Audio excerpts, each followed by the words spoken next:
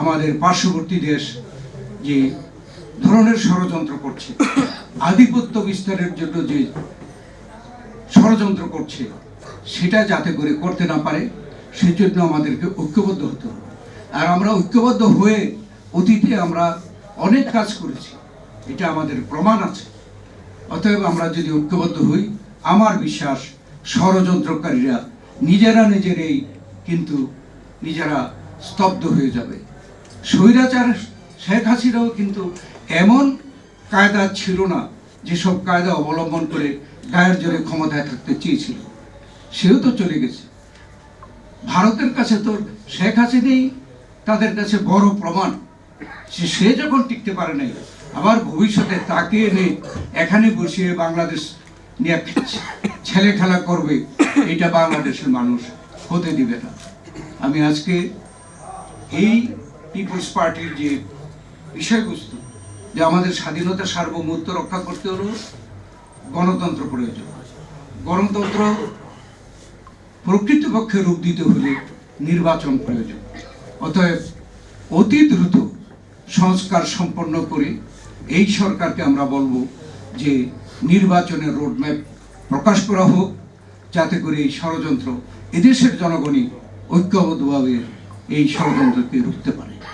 স্বাধীনতা সার্বভৌমত্ব হুমকির সম্মুখীন হয়েছে।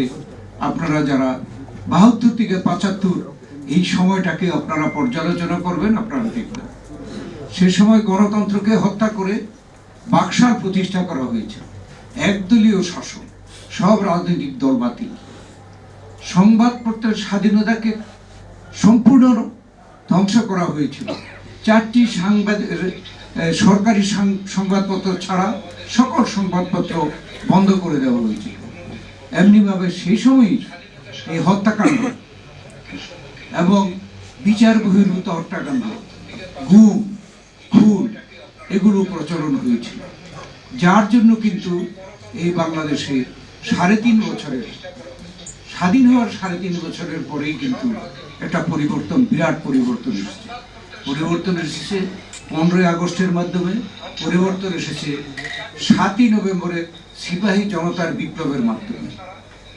তারপরে এদেশে শহীদ প্রেসিডেন্ট জিয়াউর রহমানকে যে সিপাহী জনতার বিপ্লব ক্ষমতায় বসেছিল, শহীদ জিয়াউর রহমান এদেশে কিন্তু বাকশাল বাতিল করে দিয়ে বহুদলীয় গণতন্ত্র প্রতিষ্ঠা করেছিলেন এবং আমাদের যে জাতিসত্তার পরিচয়, পূর্ণাঙ্গ জাতিসত্তার পরিচয়, বাংলাদেশি জাতীয়তাবাদ এদেশে প্রতিষ্ঠা করে দিয়েছে। শুধু তাই নয়, ভোটের মাধ্যমে পরিবর্তন নয়, যখন জনগণ দেখেছে যে ভোটের মাধ্যমে পরিবর্তনের সুযোগ শাসক সরকার বা স্বৈরাচাররা দিতে চাচ্ছে না, তখন কিন্তু এই ছাত্র জনতার গণ অভ্যুত্থানের মাধ্যমে এই বাংলাদেশে কিন্তু পরিবর্তন সাধন করেছে। হোসেন মোহাম্মদ এরশাদকে 6 ডিসেম্বর বিদায় করেছে, শেখ হাসিনাকে 5ই আগস্ট এই বছর বিদায় করেছে। এই দেশের মানুষ আর কি প্রমাণ করবে? এর আগে কিন্তু পাকিস্তানের সময় ভাষা নিয়ে ষড়যন্ত্র হয়েছিল, সেটাও কিন্তু দেশের মানুষ প্রাণ দিয়ে সেই ভাষাকে রক্ষা করেছে। কোনটাতে আমরা বিজয়ী হইনি?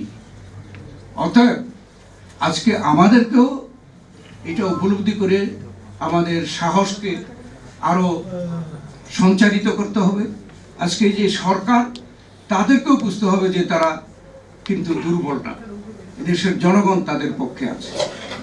এবং আমরা সকলে মিলে কেন বলছি ঐক্যের কথা? এই জন্য বলছি যে যাতে করে আমাদের দেশকে নিয়ে